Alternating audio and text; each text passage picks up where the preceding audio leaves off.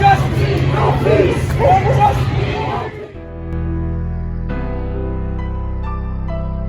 Everyone, I just want to welcome everybody to our first Afro Talk, AFRO Speaks. This is represented by the African for Retention and Outreach. This is an open and honest conversation about everything that's happening in our community right now. So today, as you can see, we are all wearing black because this is Blackout Tuesday. This was established by many people because a lot of organizations and companies are not really representing Black Lives Matter. And so this is a way to take a pause from listening to music, buying things from stores to represent our people.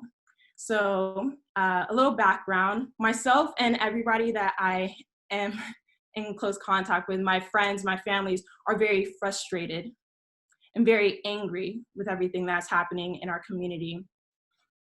For years, we have fought for our civil rights. We have fought for a voice in this country, and we are still struggling. We still have to go through many obstacles because of our skin color. Recently, one of our brothers, along with our sisters, were murdered at the hands of the police.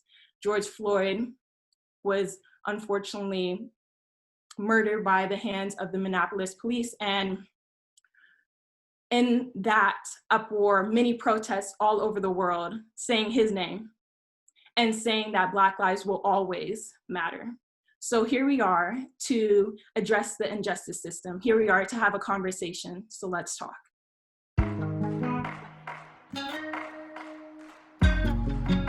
Before we get started, would you all like to weigh in on how you guys are feeling emotionally about everything that's going on? So, if I'll be honest, my emotions are everywhere. In the same sense of me being very upset of what's going on, this feeling of anger and feeling of just like wanting to lash out. This is our Rodney King right now, and it's very liberating to be a part of it and liberating to speak my mind and how I feel about it. So like it's so liberating, but it hurts at the same time. I don't know. Like at this point right now, I'm going through the most. If I'm not crying, I'm angry. I don't feel happy no more. I just, like Cheyenne said, it's mixed emotions at this point. And it's emotions that don't only belong to me, but a lot of people. So right now, that's all I could say. Like I'm just really disheartened. Personally, I feel a mix of emotions, like Cheyenne and Dorena. I feel anger for the victims, as well as empathy for their families, because I personally don't know what they're going through, but I can imagine if my sister, my brother, my parents were unjustly killed, and having all of this media coverage, all of this attention on it, can't give them closure, can't give them the peace of mind that they need. Okay. So then more specifically then, since you did mention what's going on now with the protest, how are you guys feeling about the protest specifically? Do you feel as if it's something that is really effective, or do you feel as if there are some things that can be left out, or? This is the thing. We've done protests before in the past with the Black Lives Matter peacefully. And I was all for peaceful protests and stuff like that. But then you get the president calling us thugs. And that made me change my view. And I feel like these violent protests, they're making the most change at this moment, that America is reacting. And if this is the only way we get America to listen, then I agree with it. Like, this is the first time that the officers are apologizing, agreeing to be on our side, even though it might be just for the media. This is the first time that, like, the Minneapolis chief police actually apologized to the family, if you did not see that on the news. So if that's the only way that will reinforce change, then a violent protest it is. I would say I'm all here for protesting. It's in our well, excuse me, it's not in our rights. It's in the rights that were created by the Constitution. So, quote, included in the Constitution, we can have that whole argument about whether we're included or not. I personally don't feel like we are, but according to the United States, we are apparently now included in this Constitution, which includes the right to protest. With that being said, I am all here for the protest. That's the only way the voices of the mass is heard, is because we do have these Black politicians and Black money grabbers in the front, like for everyone to see. That does not mean it's the entire voice of the people. And having these protests and having these allies also support these protests and be involved, and, you know, those that do have that privilege stand in front of us to have that solidarity, that is mind-blowing to me. Y'all seen these videos of these people saying the same thing and come from all different walks of life, which is what, quote unquote, America's supposed to stand for. So I feel like that's the only way we're supposed to do this. I personally don't think that it's right to use this opportunity to loot. I think this should be more of standing with your community. However, if that's what you think will bring change, to each their own. As well as the communities, or not the communities, the companies that are being looted aren't companies that are going to necessarily be hurt by this. This is lives that we're talking about versus corporations. You really have to kind of assess which one matters more. I do think that we shouldn't be protesting and rioting in our cities, in our Black communities or in our Hispanic communities. At the end of the day, we're gonna have to rebuild those communities after. They're not gonna come and help us clean up like you see on the news, like they're doing for Beverly Hills, for downtown LA. They're not gonna help us. After they help themselves, they're gonna go back to their normal lives. I do think people who use this as a opportunity to, I guess, get clout, I find that disgusting. However, Black Lives Matter, like the movement, at least our cries are being heard. At least this could potentially spread to more and more people who are willing to make true change. On my friend Aaliyah's Snapchat is a letter from the CEO of Etsy. It starts off with, "We can't fight for small businesses if we don't also fight for the empowerment of Black business owners. We can't hire and care for our Black employees if we don't also protect Black lives everywhere. We can't be there for women employees if we aren't also standing up specifically for Black women. We can't advocate for parents if we aren't standing with Black mothers and fathers who fear for their Black children's lives." And I think that rings true. I think people are getting caught up in the logistics of the looting and are using that to kind of justify why we shouldn't be protesting. Just to piggyback off of what you said with the whole looting thing, I personally have mixed feelings about it, just because I understand that the whole reason why the Target in Minnesota, I do believe it was in Minnesota, correct, was looted was simply because they refused to give those protesters the milk and the water that they needed in order to heal their wounds. In that case, I am all here for it. Snatch that up because they didn't want to give it to you. But my problem is people hiding behind this cause that we are supposed to be fighting for and looting Gucci just to be selling it on the low. And then they're like, well, y'all mad because we on a come up. And then sit up there and say, well, these companies don't care about us. Okay, if they don't care about us, steal from them. And if you're going to steal from them, sell it or whatever, and donate that money to these bail bonds. Donate that money to the protesters to get them out of jail. Donate them to get them clothes. If you're going to steal a Gucci sweater, put it in front of their face so they won't be identified. Y'all sitting here, the people that are hiding behind this cause are sitting here like, oh, these companies don't care about us, so I'm going to snatch your stuff and flaunt it. That's not supporting the cause at all. What is the point of that? You're just feeding into what exactly they want. I agree. I think that if they are going to loot, or if they're gonna steal whatever, break into the buildings, definitely give it to these donations. Definitely use it for good, because at the end of the day, if you're just reselling it or wearing it just because, you're just bringing more support to the company in reality. Like, that's just bringing them more attention. So at the end of the day, who are you really doing justice?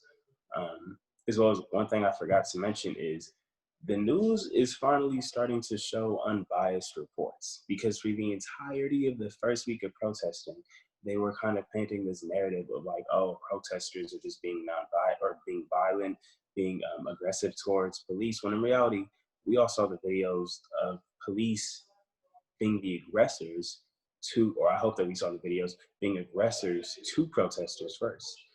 Protesters using or within their First Amendment rights of protesting, regardless of how violent, or not even violent, how aggressive their words were not directly threatening the police, and still ended up being maced, still ended up being attacked without any reason.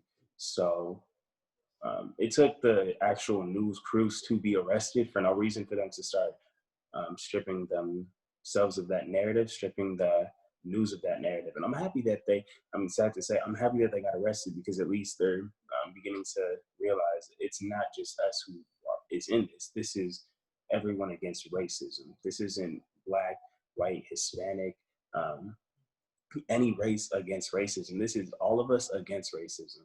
So, as I said, I'm happy that that happened, and I'm happy that this narrative is finally starting to change.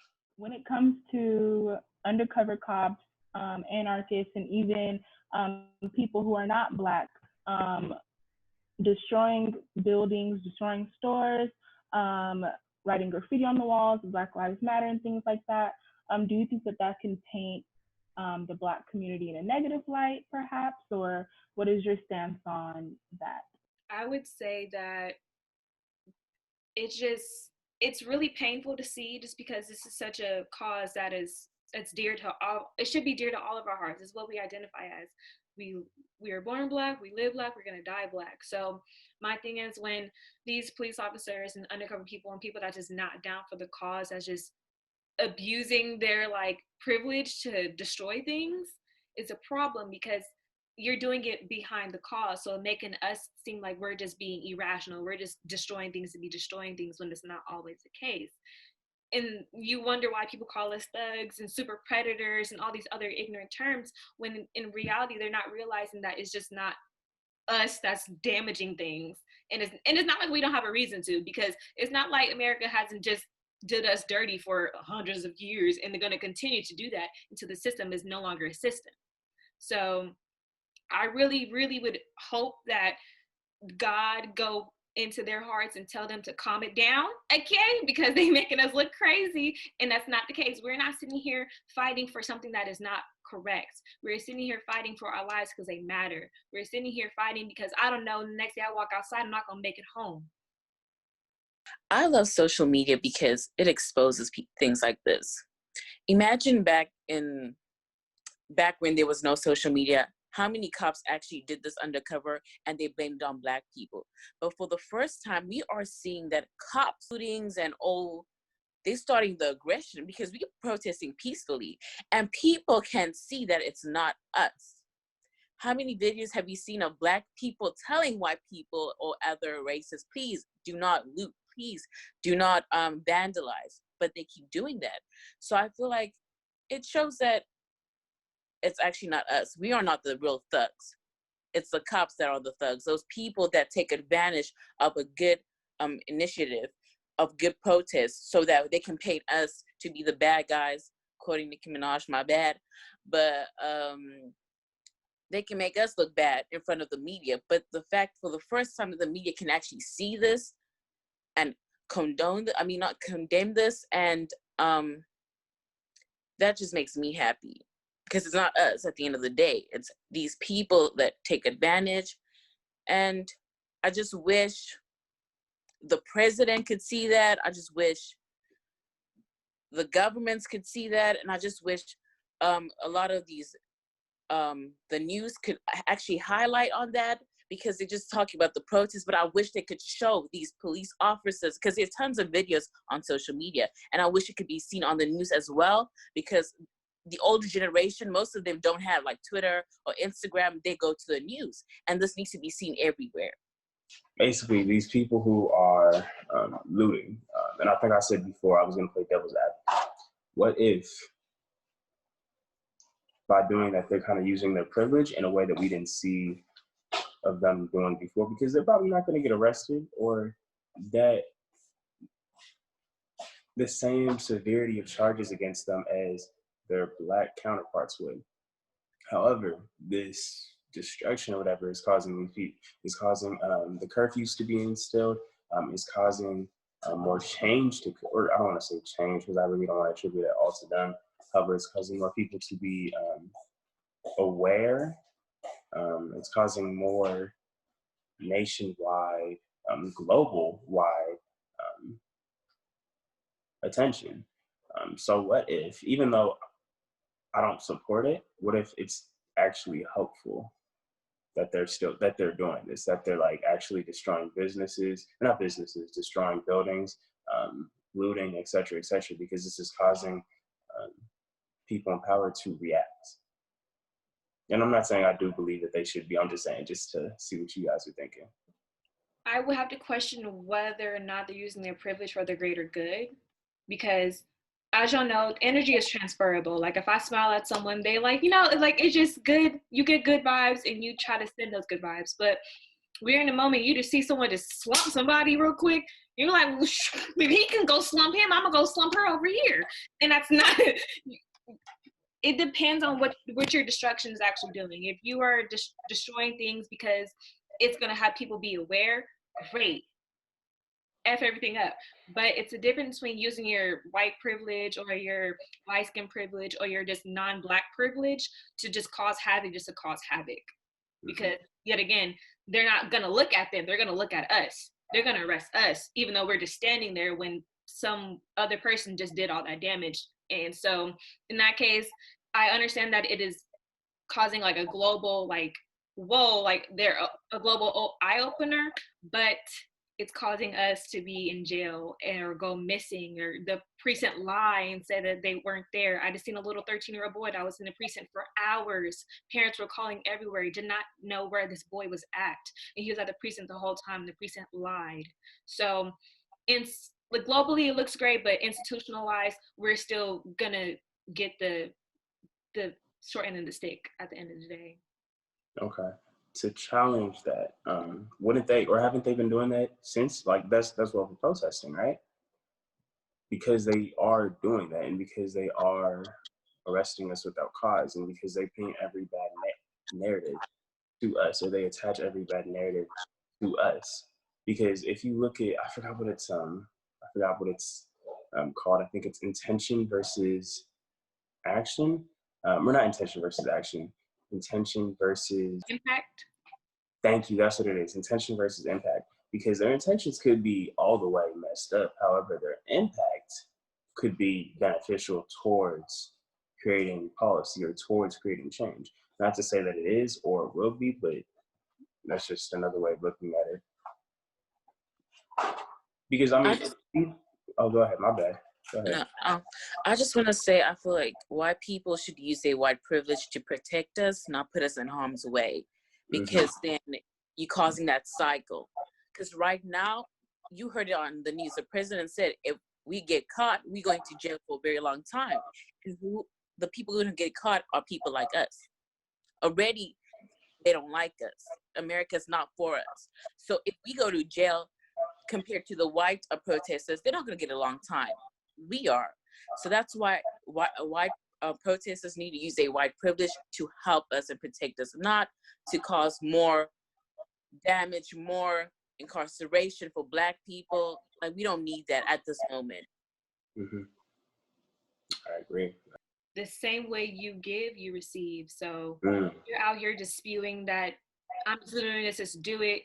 Eventually that karma gonna have to bite you in the behind later. So I would say and this is not just a Black thing, a white thing, a Latinx thing. You should always just be spreading light just because you don't want that darkness to come to you.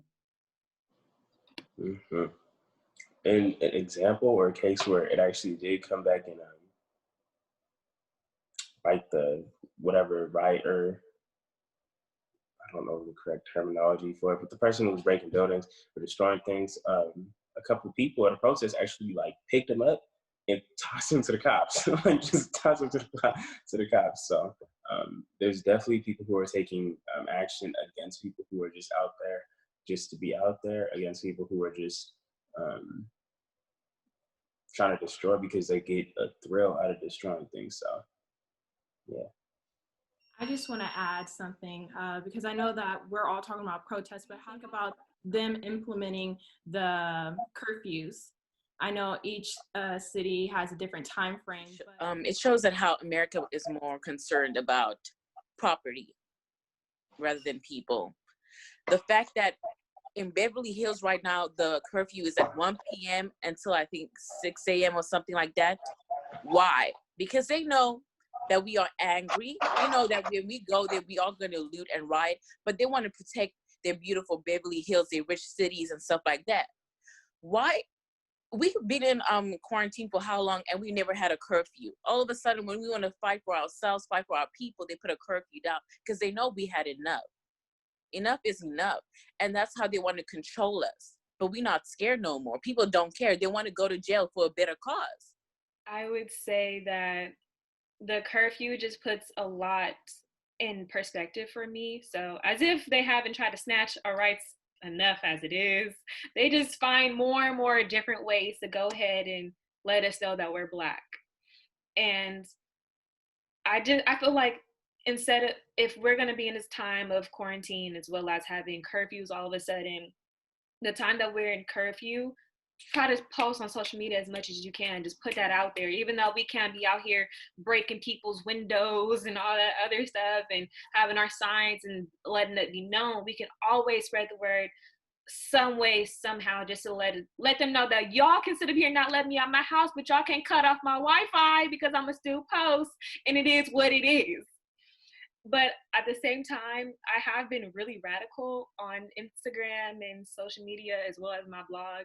And I am concerned for my safety, if I'm being honest, because it's not like the government can't see what's going on. And it's not like the government hasn't found ways to infiltrate organizations and stuff like that and kill us. So at the same sense, I'm all here for protesting and all that stuff. I am really concerned for our safety as young adults. And we're posting these things just because it's not like the government can't track my IP address and see I have put so many F words behind what they believe. Let's start off with the applause. Y'all was talking that talk. There we go. There we go. Yeah, I mean, these curfews, I think it's funny. Honestly, the first time I saw it, I was like, wait, for real? Are you serious? Like, we didn't have a curfew for COVID-19. They didn't have a curfew when they stormed the congressional houses or whatever of the Capitol houses for the right to have a haircut or a massage. But we gonna have curfews when we're fighting for the right to live? Like, for real? That's really crazy. But I mean, I think they ended up doing more harm than they intended to, because that just got more and more people upset. It got more and more people ready to, or who were about the cause. Because this isn't just affecting us anymore. That curfew affects other people. That curfew affects people who probably were silent during this during the start of this current movement. So yeah, I think they are doing more harm than they are intending to. I think it's funny how it keeps going back like an hour every day, as well as how they only gave us 30 minutes before the curfew to let us know about the curfew. I mean, kind of seems like they were trying to arrest people, and which they did do for no reason, no justifiable reason to two college students, one by the name of Messiah, I think, and the other, it was his girlfriend, Christina, I can't remember her name, but officers pulled up to their car while they were driving. It's not like they were out protesting. While they were driving, broke in the windows, tased them both, dragged them outside of their cars, continued to tase them. The young man, Messiah, had a seizure and had to go to the hospital afterwards. Thankfully, both of them were released without charges, and they're currently, I believe, suing the city. But I mean, that just goes to show you they're doing, like, what they're doing is immoral, what they're doing is wrong, and they know it. And I think it's just going to backfire on them. I think all this is just finally backfiring. It's crazy. I can't even go outside right now, and the sun's still out. It's really crazy to me. Just to piggyback off of you, those officers that attacked that couple, they are facing charges. I know we should be like, whoa, whoa, whoa, but honestly, I could care less about these charges just because it's not the first time that these officers have been charged and get away scot-free.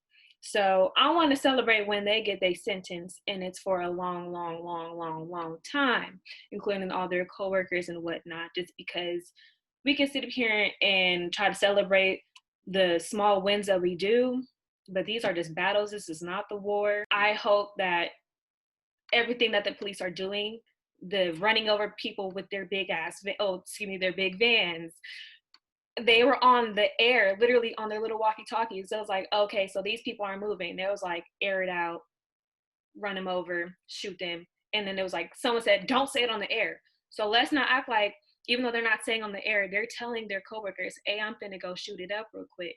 So they need to be held accountable. They need to have the proper training. They need to have police officers that are actually here to serve and protect, instead of sitting here behind an unconscious racist bias and hurt our people. I was gonna add, those walkie-talkies that they have, I think there should be someone who's monitoring at all times, because the other day I heard one where they were saying $100 for every hard R N-word and $50 for every Mexican is what they said, I think, on their police radio. Like, it was an officer who was saying that multiple times. And then another officer came on the phone and said, oh, Mexicans aren't even worth that much because they fornicate like rabbits. So there's so many of them. Like, this is on their radio channels. This is on their police radio channel. This is just what's getting shown. Like, we don't know what else they're saying. So I think that I think there should be something done so that there's at least someone who's monitoring that at all times and can essentially point out when there's officers who are being racist. Like, I'm just being blatantly honest, it's racism.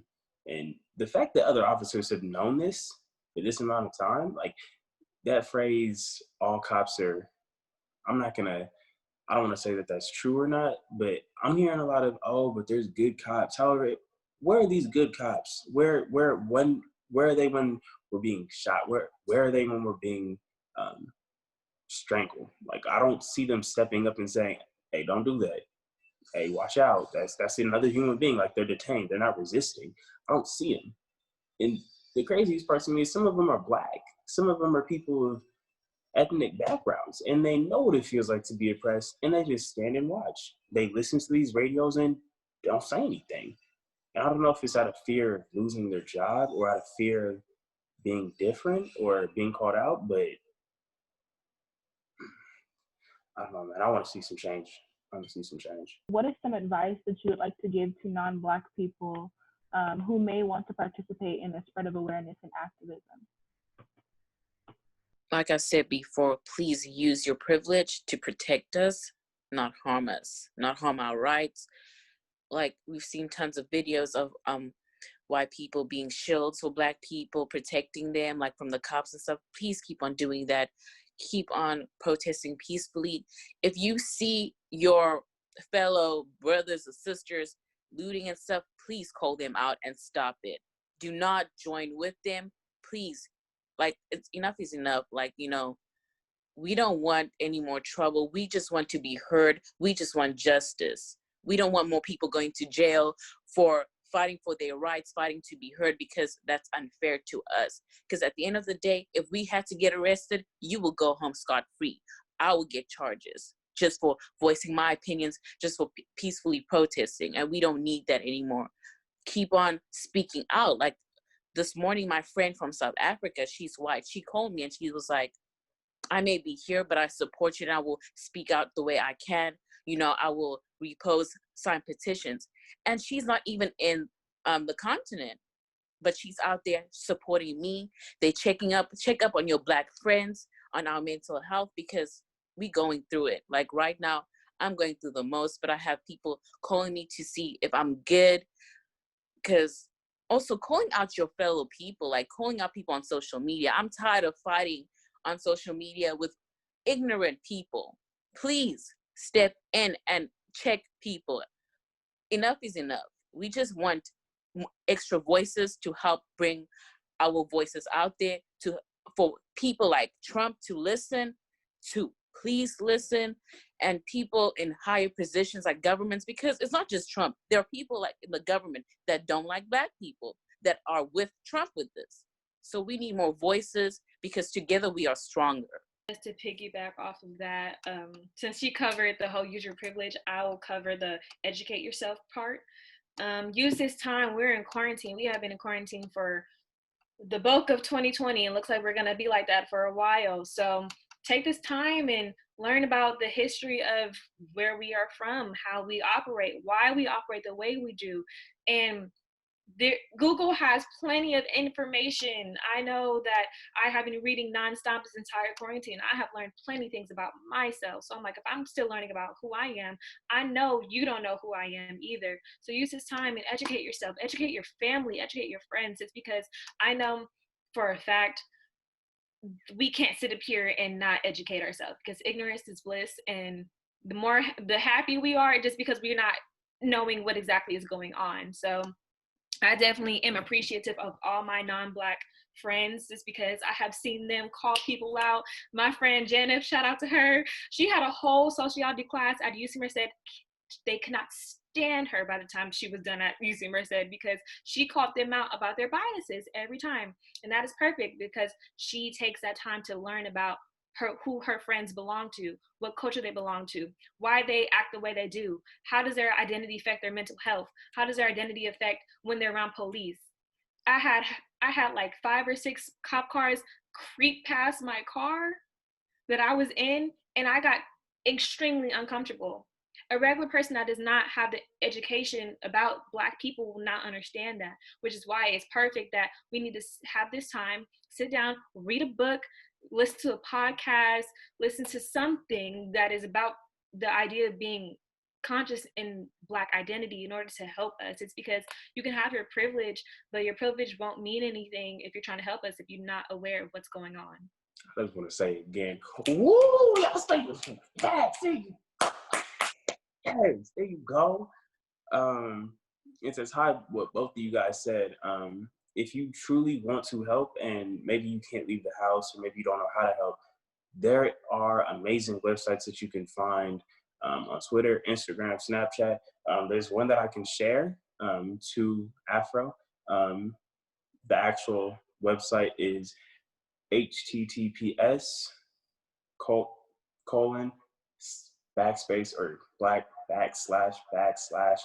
blacklivesmatters.carrd.co/. That one has the most organized ways of donating, signing petitions, educating yourself. It has link. It's amazing. Just check it out if you can, and you don't have any other resources that you have found.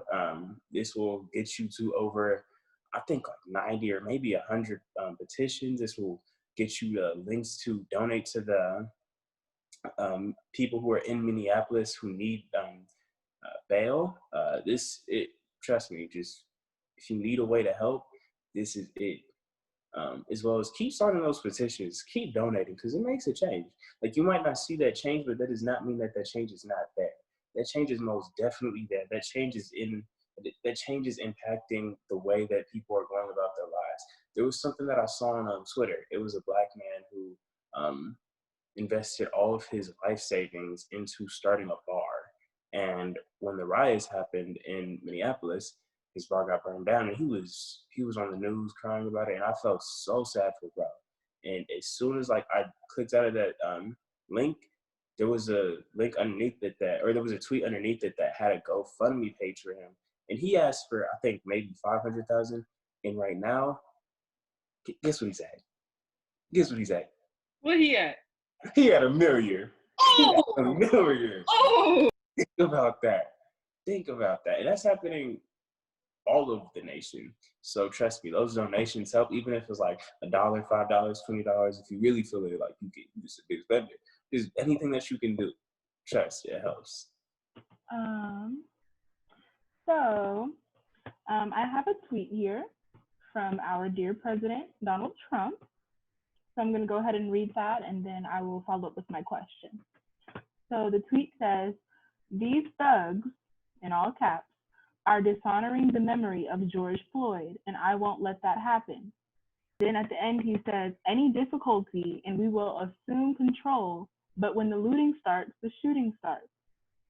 So I guess as a follow-up to that, I want to know, how do you feel about Trump's comment that was made, specifically in regards to the last part of when the looting starts, the shooting starts? Personally, I'm not surprised whatsoever. We know that his comments get more and more ignorant as the day goes on. So my thing is, I don't know if y'all can tell, we have the lovely Tupac Shakur on my wall. So I will quote him in his acronym: "The hate you give little infants, fuck everybody." So in my sense, I feel like his tweet is just calling himself out. He called us thugs, the hate he gave. So I feel like, if anything, we are reacting just because of the hate that his organization, his government, what he quote unquote stands for, is the reason why we're acting this crazy. We would not be acting crazy if we was out here being treated like we are human beings. When the looting starts, the shooting starts, I feel like I don't want to sound ignorant, but I feel like that has been said before by previous government officials. Don't quote me, I'm not 100% sure, but I'm sure it has been stated plenty of times before. So it's none of my surprise. I feel like instead of asking for the presidents and the governments to change their laws, how about we just make a whole new system? Because this one is not working and has not been working. And it will not work until we get it together and realize all together as the whole entire country, hey, we need to get it together, because there's only one winner at the end of the day, and it's not us. Like, I'm trying to bite my tongue because this man, all I want to say is, ever since this man got into office, his presidency has exposed a lot of people. A lot of people are all of a sudden racist because they were undercover racists, but now they're proud to be racist. Now they're coming this, like what Cheyenne said, Trump tweeting that, it's expected. That's him. But this man, he has the nerve to have a whole campaign that says, "Make America Great Again," right? When was America ever great? That's a question. America has never been great. America has been built on the backs of Black people, built on blood. It has never been great. Just because you're the #1 economy does not mean you doing right by your people. It's 2020 and we're still fighting for our rights as Black people. We're still being killed out like dogs, animals. Like, who you care more about your dogs than Black people? Why? And you get this man calling us thugs. But just last week or 2 weeks ago, you had people spitting on police officers just so that they could go outside to get their hair done. And we just want to be heard to get justice for George Floyd and all the other Black Americans that got killed by police. And we call thugs. We don't even bring guns to the protests, but we call thugs. And I'm just going to end it there before I say something that's not with my Christian beliefs, because, I'm supposed to pray for people, but I'm not praying for him. And let me just say, if he was on fire and I had water, I would drink it and watch him burn. I saw that. Burn. Period. That's all. Well, Cheyenne, to back up what you were saying, you were correct. That has been said before, specifically by 1967 Chief of Police Walter Headley. And he was known for oppressing Black people. He was known for, during the Civil Rights Movement, it was either him or Eugene Connor, who was basically saying that we should have, or they should have dogs attack us as well as hose us down. So this isn't something new. This is something that has been said. And the funny thing is, Trump, when he got caught out on it, said that he didn't know where it was from. He just thought about it. However, it's a commonly used phrase that is associated with white officials targeting Black protesters. So, I mean, maybe it just popped out of his head, out of his racist head, out of nowhere. Maybe that's just a common thing for racist people, or with people who are just, what's the word I'm trying to use to describe him? Insensitive. Maybe that's what it is. Maybe it's just a common theme that we see. However, I like to think that he saw it, knew where it was from, and knew that it was going to call out people who were familiar with it. Another thing that he did recently too, sorry to just like diverge or take a tangent from this tweet, was basically say that civilians will be able to defend their Second Amendment rights or use their Second Amendment rights to stop protesters. In my eyes and in the eyes of many people, we all saw that as a way of him saying, hey, KKK people, y'all can go ahead and shoot him. Just go ahead, I won't say nothing. This man is directly saying that he does not care about our lives, that he is willing to do anything to stop us from having a voice. This man is willing to allow a known racist organization, a known organization that has a vendetta against people of color, against Black people, to kill us, to leave their homes, to go to our protests where we're marching for our lives and kill us. I don't know what Prophet said, because he did like just speak out like I think yesterday, yeah. What made me so mad about this whole thing is this man was like, let me go pay my respects. And then he walks to the church with the Bible, holding the Bible upside down, first of all. As a Christian woman, that is blasphemy. He's using God's name in vain to promote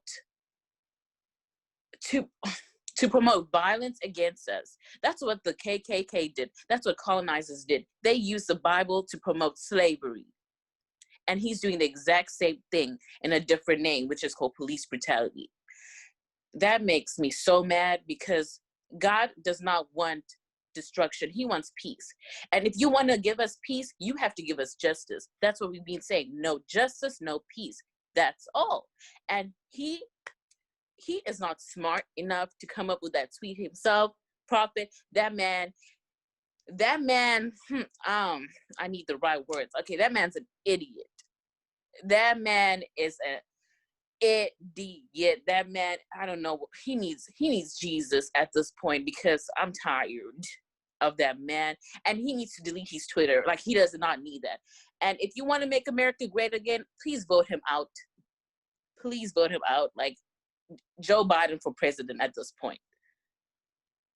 I would just like to say that the sole reason why Black protests are criminalized, or any just like Black, anything that is pro-Black, it's always seen as a threat, simply because they're afraid of the idea of a Black Messiah.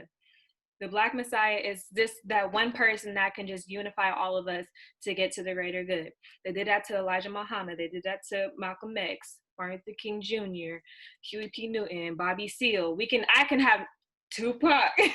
I can name all these Black Messiahs, and the government has always felt attacked just because they are using their voice, because we have been muted our whole lives. You're trying to silence us, and that's not the case. That's never how it's going to be. So as long as we continue to sit here and fight for our people, we are going to be those Black Messiahs on the front lines to get things done.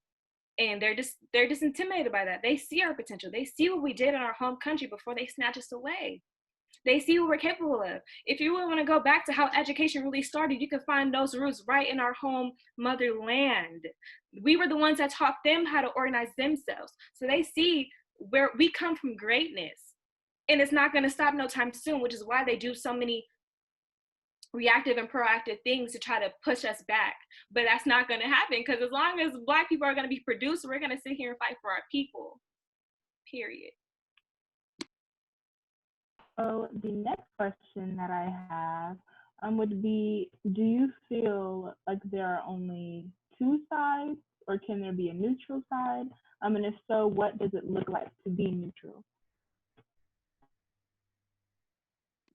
If you ain't with me, you're against me. There is no such thing as being neutral when you can see clear right from wrong. If you want to sit here like, well, I don't see color. You just blatantly told me in my face that you don't see my struggle of being a Black woman. So therefore, you are not with me. You cannot sit up here and not have an opinion about it just because you don't want to sit here and offend people. I don't care about losing followers, friends, or acquaintances, anything like that, as long as I know what I'm speaking is facts and it's for my people. So if you want to sit here and be like neutral, I don't see color, blah, blah, blah, you just made your decision right there and you're against me. So as long as you're against me, I'll run through you. There's no such thing as being neutral when it comes to human rights. You need to fight for people. You need to fight for basic human rights. Why do you have to be quiet? What's the point? That's when you choose to side with the oppressors. To think about it, there's nothing to think about. It's either right or it's wrong. If you keep quiet, if you want to be neutral, you agreeing that the oppressors are right. Just like Cheyenne said, you need to speak out or be on that side. Y'all are making valid points. I agree. It's kind of hard to sit back and say, oh, I mean, I see what's happening, but I don't really know how I feel about this, so I'm just gonna step back. At that point in time, you kind of agree or make a assumption in your mind. I see people who are fighting for their lives. However, I don't know if their lives are important enough for me to fight with them. So, I mean, at that point, go ahead and align yourself with the other side, because I'm not here to convince you. I really am not. That's kind of like saying that you see someone on the street who's dying. Are you going to call the police? Or are you going to let them die? What do you do? However, if we want to move away from like a binary system and potentially say that there's a neutral, let's just say that the people who are affected are on one side and the people who are doing the affecting are on the other. The people in the middle would be the allies. That would be the people who are signing petitions, people who are helping amplify our voices. Because neutral doesn't mean that you're not supporting one side. It just means that you're not necessarily involved, that you're not necessarily doing the one, or you're not part of the harming and you're not part of the people who are being harmed. That's the way I see it. So if we want to take this into like a dualist point of view, we can say that, yeah, people who are allies are potentially neutral. They're not the ones who are directly being hurt from racial injustices towards Black people, and they're not necessarily ones who are doing that harming. They're helping amplify our voices. But I personally don't see it like that. That's just kind of for sake of like argument of like if there was to be a neutral. I think the allies should be considered part of the helping party rather than the hindering or just simply neutral. But yeah, that's the way I see it. I disagree with that. I feel like if you're neutral, you are allowing the harming to happen. This like a scenario. If you see somebody getting punched and beaten up and you just stand like the cop, he was just standing there. He was being neutral. Mm-hmm. You are allowing that to happen. Yeah. You are allowing that. That means you are part of the problem. You are allowing harmful things to happen, knowing your basic human rights, knowing that it's wrong. Mm-hmm. Just because it's not you doing it, but you allowing it. You allowing it. And we have the right to say no. We have the right to protect other people. Imagine if everyone was just neutral.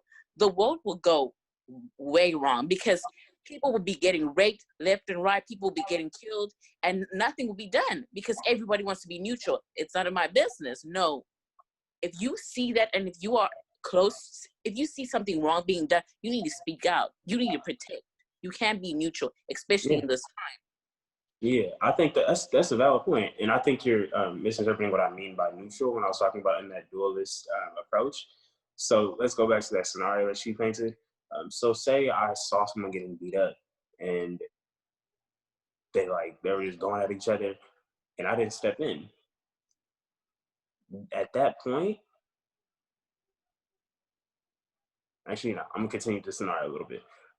If I help the person who got beat up afterwards, if I help them to the hospital, or if I attended to their wounds, I would say that that is what neutral would be, in a sense, if I agree with that point of view. You're not necessarily involved in this situation. You can make a moral decision if you want to help the person. If you want to leave them, that's what I'm kind of saying. Like, you're on that point of like, you're doing the harm too, because you see that they're hurting. You see that you could easily help them, but you're not doing anything. So that would be being a part of the hurting class or a hurting group. That would be taking yourself out of neutral, because you're not following your moral obligation. However, being neutral in that scenario, if we were to go through, like, if there is a possible neutral, would be helping that person to a hospital, tending to their wounds, making sure that they're okay. However, not getting involved in the fight itself while it's happening. I personally don't, like, if I was, as I said, if I was to see through that point of view, like, of that dualist point of view, like, oh, there's a neutral, I feel like that would be that neutral. I just think, just to clarify what Prophet's saying, I totally understand. I think what he was trying to say is the idea of neutral that he's talking about is very figurative and theoretical. Like, the theoretical space of being neutral is the situation have nothing to do with you. You have to make that decision where you want to help or hurt. Now, I think that's what you're trying to say, right? Yeah. Mm-hmm. Cool. And just to piggyback of what everything that y'all have said, being an enabler is just as bad as being the problem. When do you feel that the struggle will end, if there will be an end, and what will be the final straw of that? And again, if you need me to rephrase it, I will. The struggle will not end as long as capitalist is a society that we work in. Capitalism is based on the idea of oppression of the other. And now the other has this you can be the other in plenty of different cases, as intersectionality definitely affects identities. So it can be the other because you don't identify as being heterosexual. You can be the other as not being white. You can be the other as not being a male. So as long as capitalism is the thing that we strive on as a society, we will not see the end of the struggle. We have seen plenty of instances where the straw that broke the camel's back, as if the camel's back wasn't already broken. We have been broken as long as we've been here. The minute they had took us from our mother here on these dirty little boats and all that other stuff, and let's not even just talk about slavery, because slavery led into lynching led into segregation led into mass incarceration and redlining and everything that just wrong. So in my case, capitalism, as long as it's here, we will not see the end of the struggle. We can see the light, but as long as capitalism is here, the light will never be attainable. We need to switch to a society that acknowledges us as people. Now, with that being said, either we can switch to socialism or communism would be great, just because those are better alternatives to acknowledge people as a whole instead of separate entities. That question for me is really sad, because 10 years ago, 20 years ago, 30 years ago, from the beginning of time, probably MLK, he probably thought like his thing would end the struggle, and here we are. So I can't even answer that, because I might think, oh, we're making a change. And then 10 years, when I have children, or in 20 years, I have to look at my kids and say, well, you're Black in America, and that's sad. It's really sad. It's we in 2020 and we having this conversation.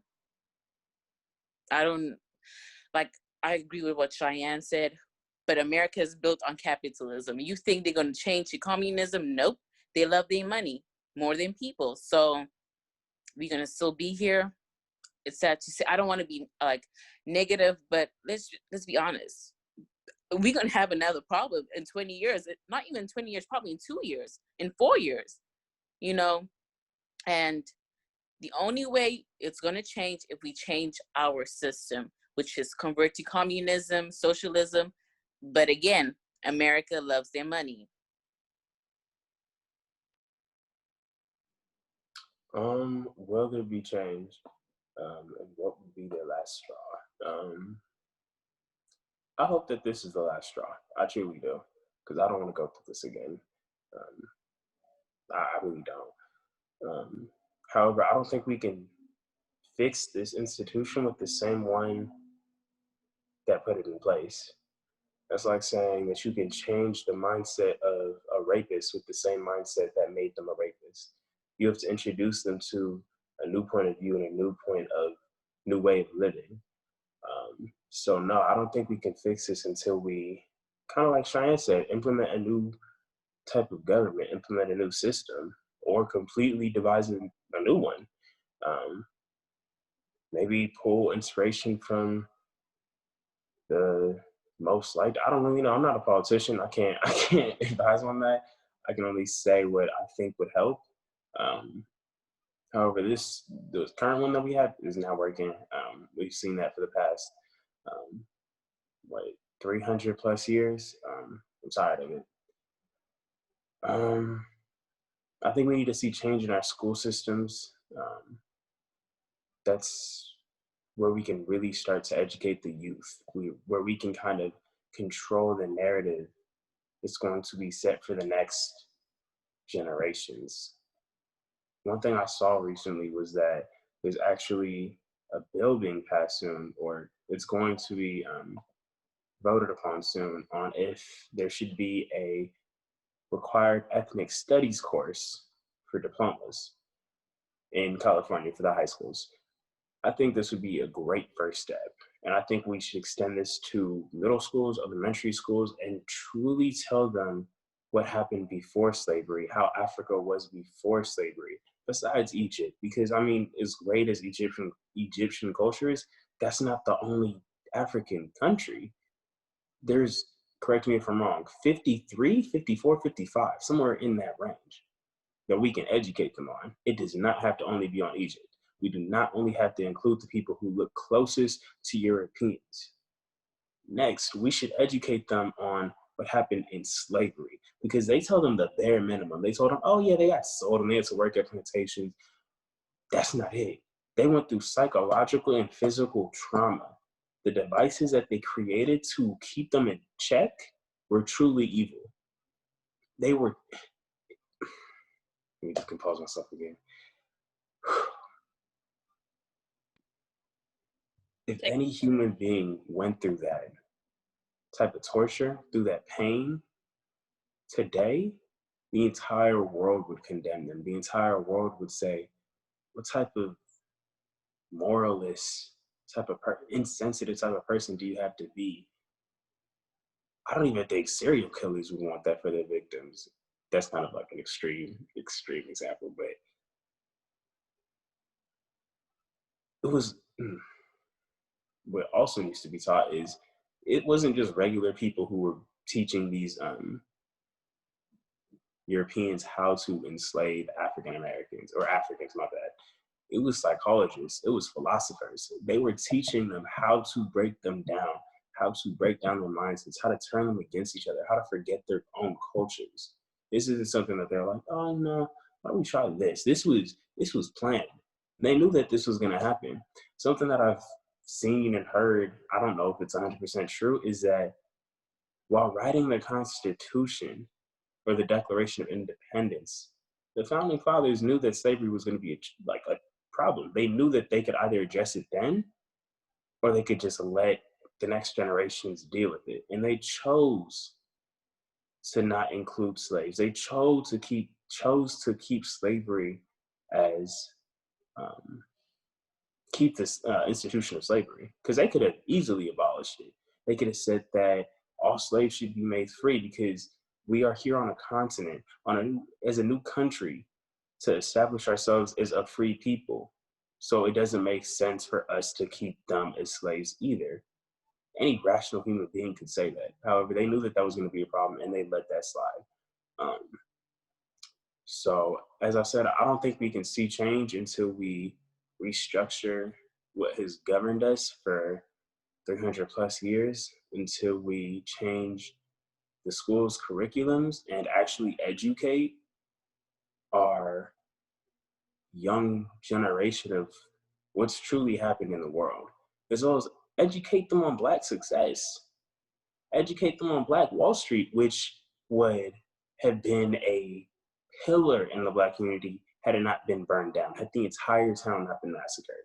Teach them everything that has to do with Black culture, not just the surface parts.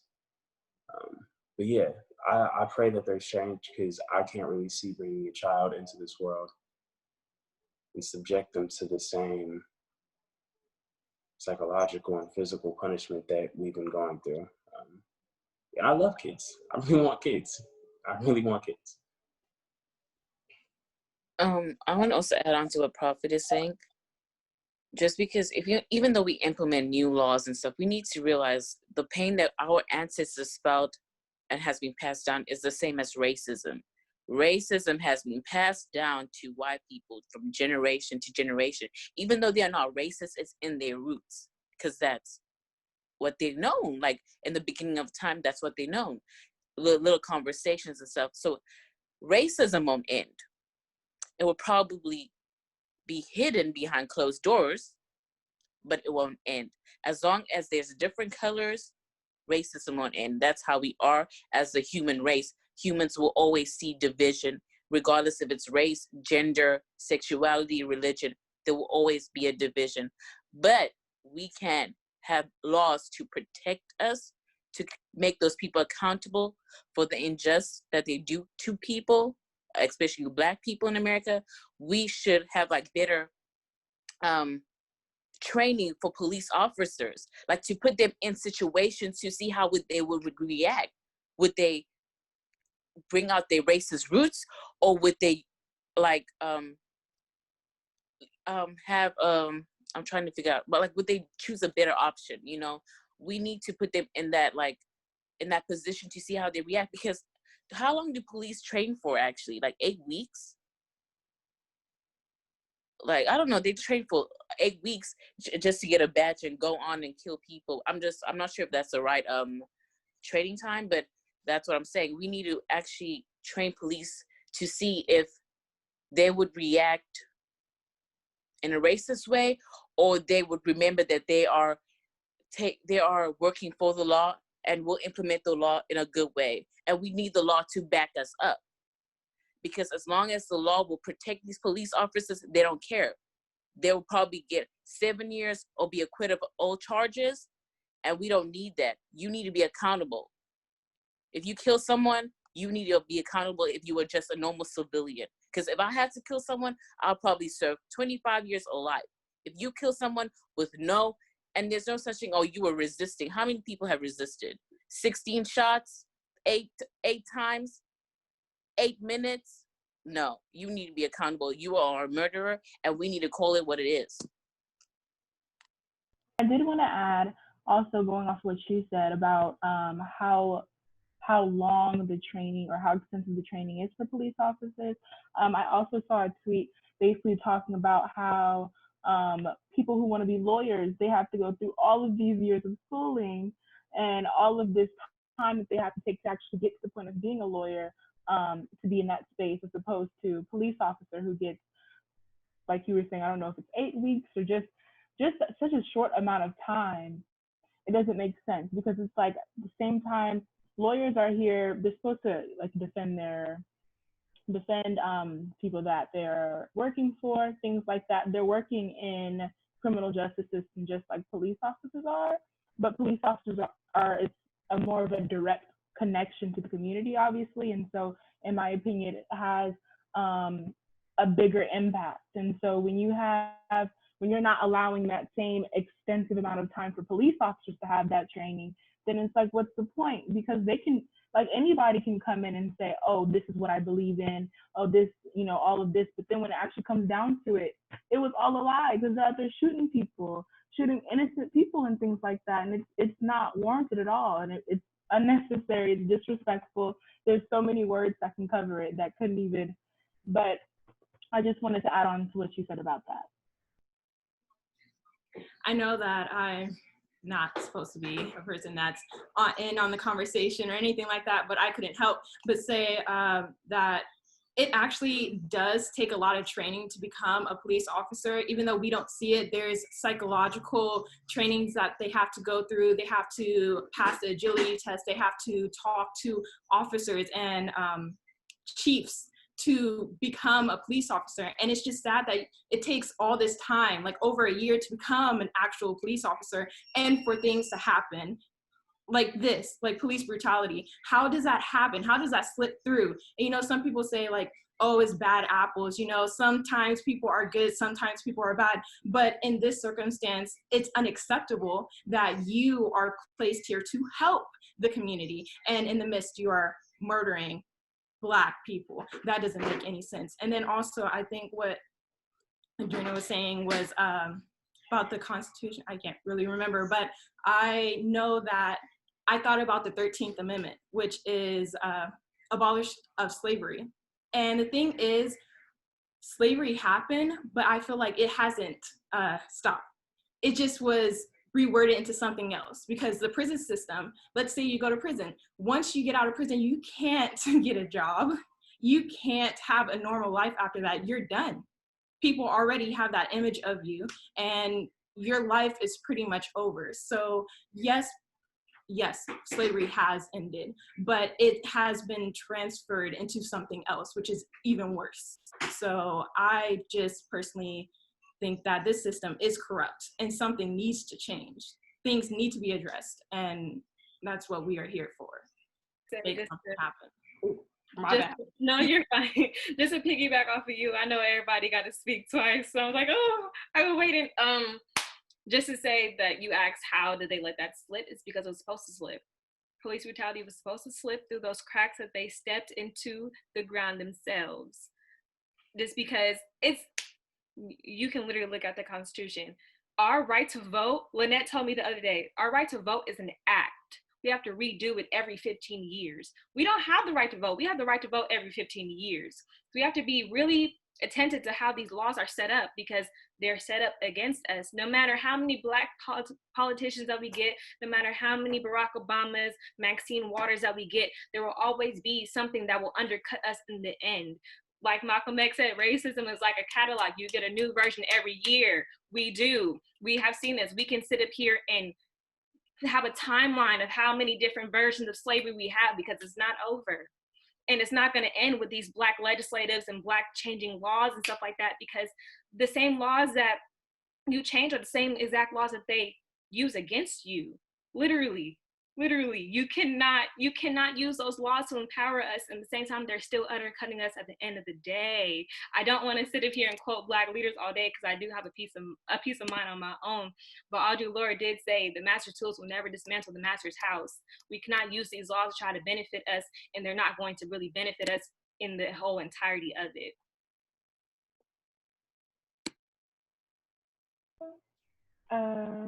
Okay. So I'm guessing that no one else has anything to add on that. So my final question, we kind of already touched on it just a little bit, but I do want to ask it again. So what change can or should we see in the system as a result of these protests?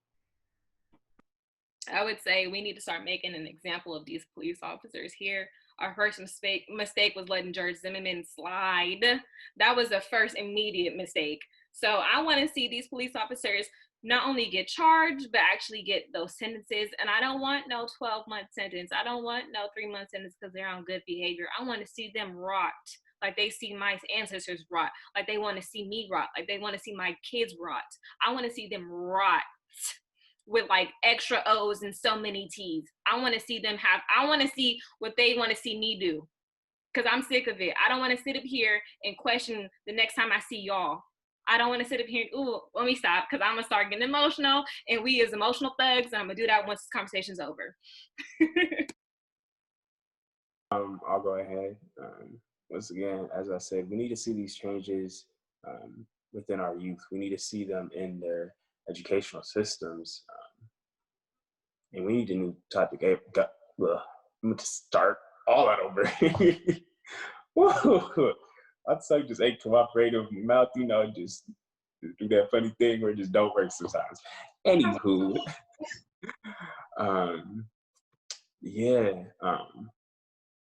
sound like I just unmuted myself.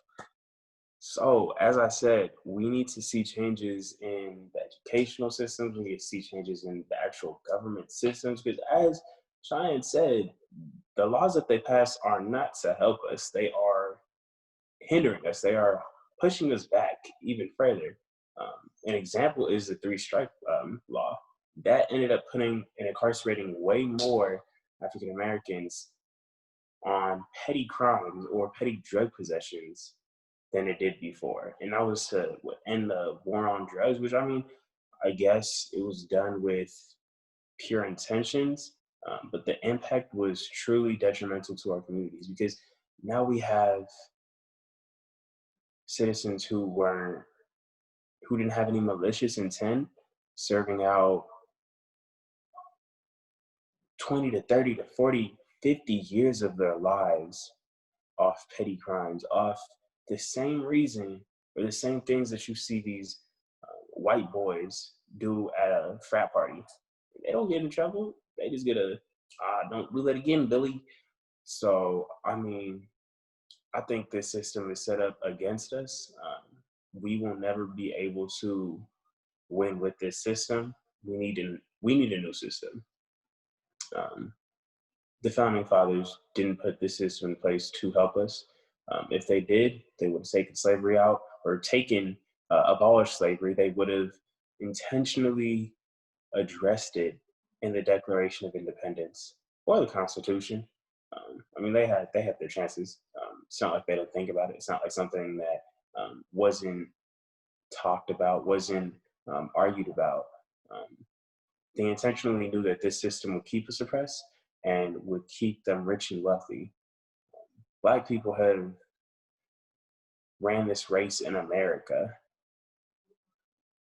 and we started this race 200, 300 years after our white counterparts started this race. And every single time that we get even a little bit further or a little bit close to what they are at, they put up roadblocks. So no, I don't think we're ever gonna see change if we continue to use this system of government. If we don't start to educate our youth, our young, on what's really happening, as well as stop teaching racism. Racism and division is something that is taught. I agree that it is in our, or it could be seen as being in our human being nature to see division. However, you have to see and choose to acknowledge that division. You have to see and choose to spread that division to our young. There was this video that I saw this past week about how this young boy was seeing these different pictures of an African American child and a white child, as well as a boy and a girl, who were just hanging out, playing, laughing. And each time his father asked him, "What do you see in this picture?" Not once did he say anything about race. His father then asked him, "What else do you see in this picture? What else do you notice in this picture? What are these people doing? What do you notice?" Like I can't tell you, like I can't really express the ways that he kind of lured him to the answer that I guess people would want him to say, like, "Oh, they're black and they're white." He did not say that, not once. Maybe the video was, maybe the father set that up so that the son didn't say race beforehand. Maybe he didn't. But I personally believe that if you don't teach about division, if you don't teach about difference in color, because anytime there's a difference, there is a greatest and there's a least. And automatically by doing that, you are either placing yourself, your race at the top or another race at the bottom. And instead of choosing to see division, we should choose to see each other as human beings who exist in this world together, who exist and are blessed to be in the presence of one another and in everything that we hold dear. Because in reality, none of this belongs to us. Like when we die, we're not taking our houses with us. When we die, we're not taking our money with us. We're not taking our possessions with us. We need to learn to embrace and love the things that we are in the presence of right now. But my bad, I kind of went on a tangent, but yeah, that's what I think. For me, I want to see change in the way Black people are perceived. You know, Black people are smart, beautiful, talented. We are everything that the stereotypes are not. We are not killers. We are not violent.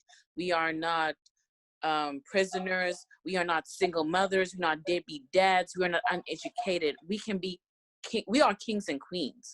And that's how I want the world to see us, because that's how I see myself. That's how I see my fellow sisters and brothers. We can do amazing things. Like, look at this moment right here, having this conversation. You know, I also want to see a change in conversation, because I'm tired of having this conversation. It needs to end. I don't want to be having this conversation next year, in 10 years, in 20 years, because I don't even understand why it's happening to us. So how am I going to explain it to my kids and my grandchildren why we are hated? I want to see a change in how Black people treat ourselves as well. We should stop hating ourselves and allowing these stereotypes to become us. We are not. We are greater. We have potential. We have power. That's why they are afraid of us. That's why they had to enslave us, because they know our potential, and we need to recognize our potential. We need to come together, speak out, stop dividing each other.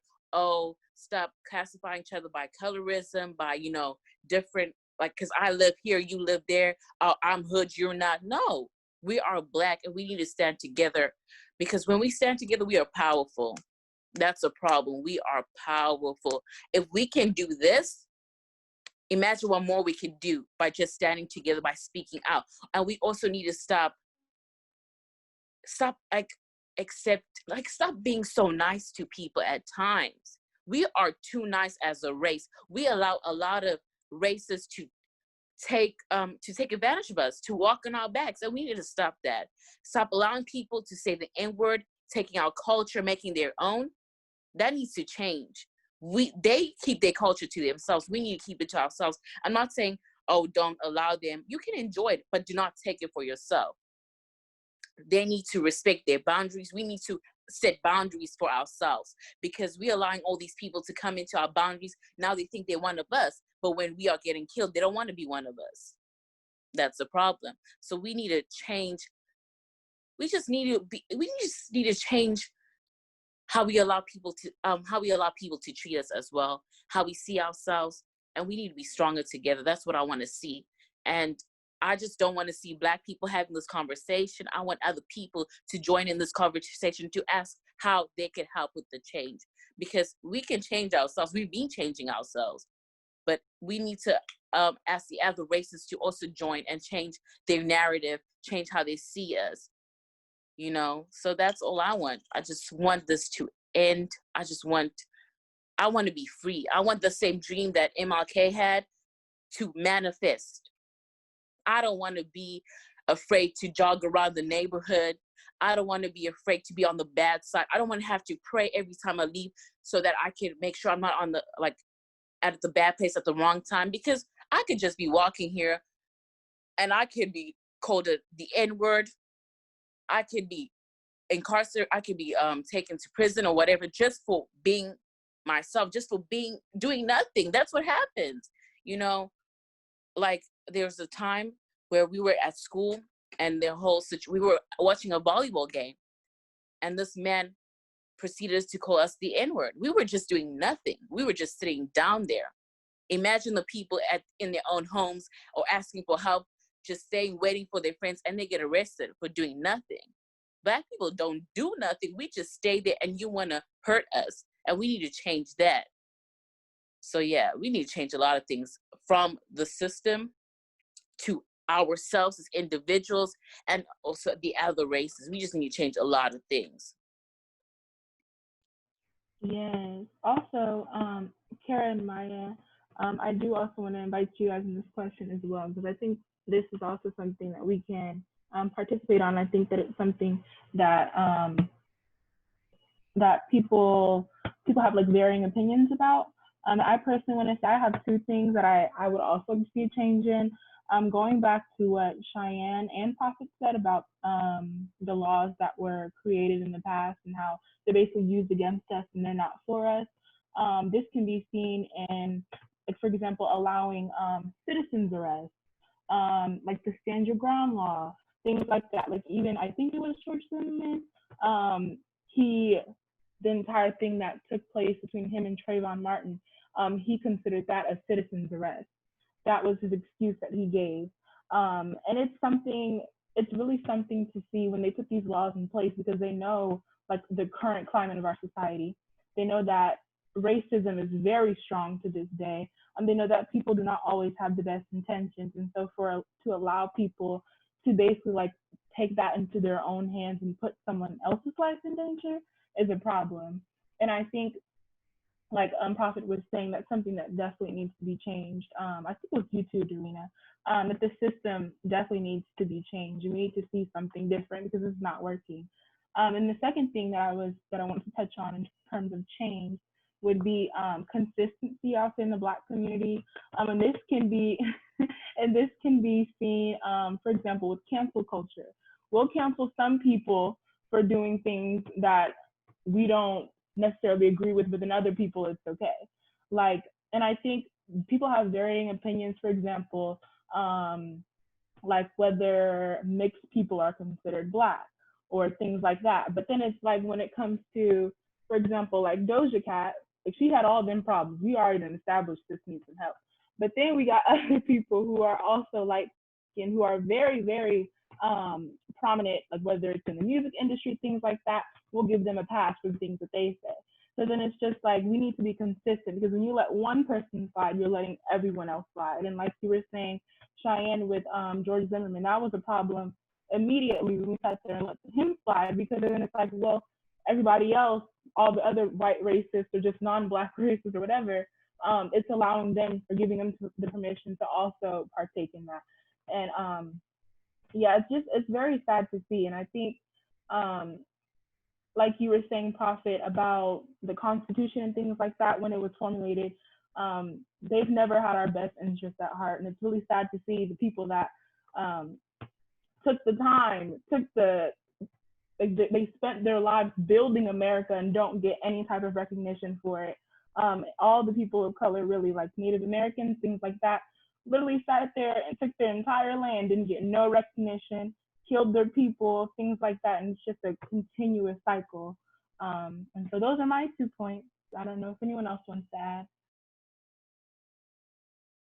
add. Just want to piggyback on what Violet was speaking on about consistency. I feel like it needs to start with us. I know that we have done a lot for our own people, but there's a lot of times where we segregate light skins and dark skins. We segregate people that are African and people that are Black. It's just really a controversial topic to speak on. And people that aren't Black, they see that and they're like, oh, they don't know what's going on. So there's no way that they should be mad at us, you know? So I feel like it starts within us and also educating ourselves so that we can educate others, because that's the essential point that we need to get across, that we are all Black and we all are going through the struggle, and we need to know that we are strong and we are here and we are essentially Black people, you know?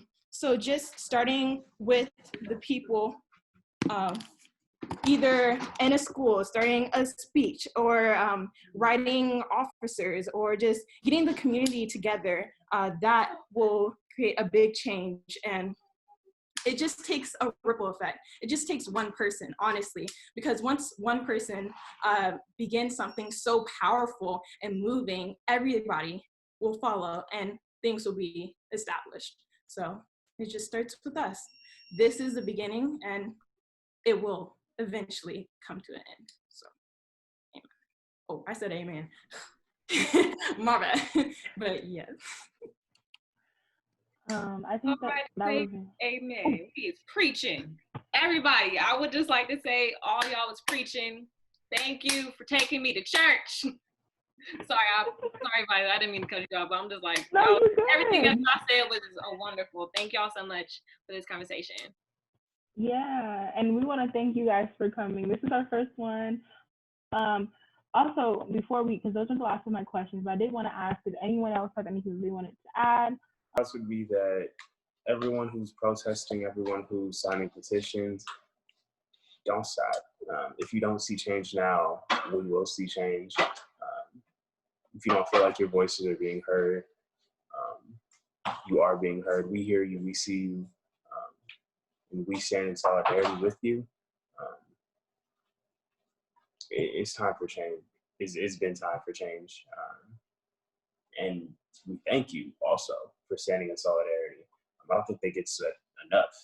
For people who do take, and it is a risk, for people who do take a risk to be allies, because for them, they also put their livelihoods on the line, because their brands that support them, they might not support Black Lives Matter. And to them, that might be the end of their sponsorship, the end of their income, but they realize that this is more about monetary value. This is about making sure that everyone has justice, everyone has a fair chance of, or fair access to rights, fair chance of living.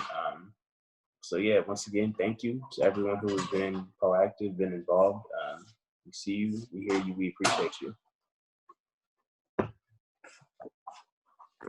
Just to piggyback off of Prophet, I would like to say thank you to everyone that is just either in the front lines, whether it's to protect us or fight for us.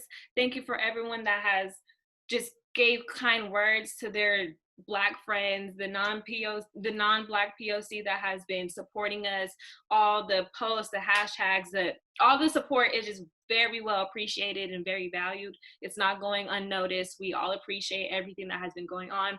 Even those people that aren't able to leave their house, thank you for what you can do from the comfort of your own home. And thank you to AFRO for thinking of us to be included in this conversation. I know me and my mouth, I can get real reckless and I can get real big mouth, real loud and real out there in the open. So thank y'all for just thinking of us, and there's many more conversations like this to come. My final thought is the same numbers we're getting at protests, doing petitions, we need them voting. Please don't just vote for the presidential election, your government, your mayor, your DA, your judges. Please vote, because voting helps us at least get a bit of justice, because if we have the right people in power, then they will be able to give us a bit of the justice, because I know a lot of things needs to be done. But please vote. We don't want to have a repeat of, was it 2016, right? Yeah, a repeat of 2016. We need more people to vote. Please vote. Don't just protest, but vote in November. Please vote right. Please don't vote for that man. Please don't vote for that man. I'm begging you. If you Christian, you Republican, just because you Republican don't make you a Trump supporter.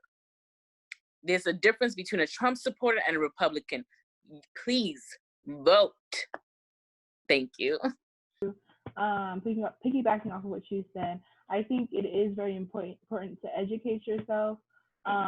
Whether I feel like, okay, for example, when we're voting and things like that, don't just vote for a person because they're Black or because they're a person of color. Look into what they support and look into their background and things like that, because just because you're Black doesn't mean that you support Black people. And like we've all been seeing on Twitter, kinfolk and kinfolk, okay? It doesn't matter if you're Black, white, whatever you are, you need to make sure that you're actually educating themselves, not even just on a surface level, but doing like deep research and seeing who you're voting for and who you're supporting, because at the end of the day, people can say whatever they want, but then once they're in office, they can do whatever they please. It doesn't matter what they previously said, what they've promised in their campaign, it doesn't matter. You have to look into their background. And it's important, like I said, just to educate yourself and making sure that you're educating others as well. But people who may not think to, maybe I should look into their past and see if there are any discrepancies, things like that. just making sure that you're educating everyone and keeping yourself educated as well. That's very important.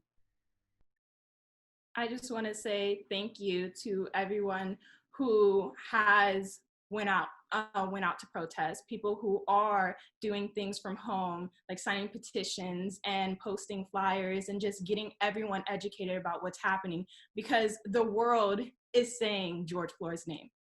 The world is out there protesting and everybody knows what's happening. This will go down in history, and it's all because of what we have done so far.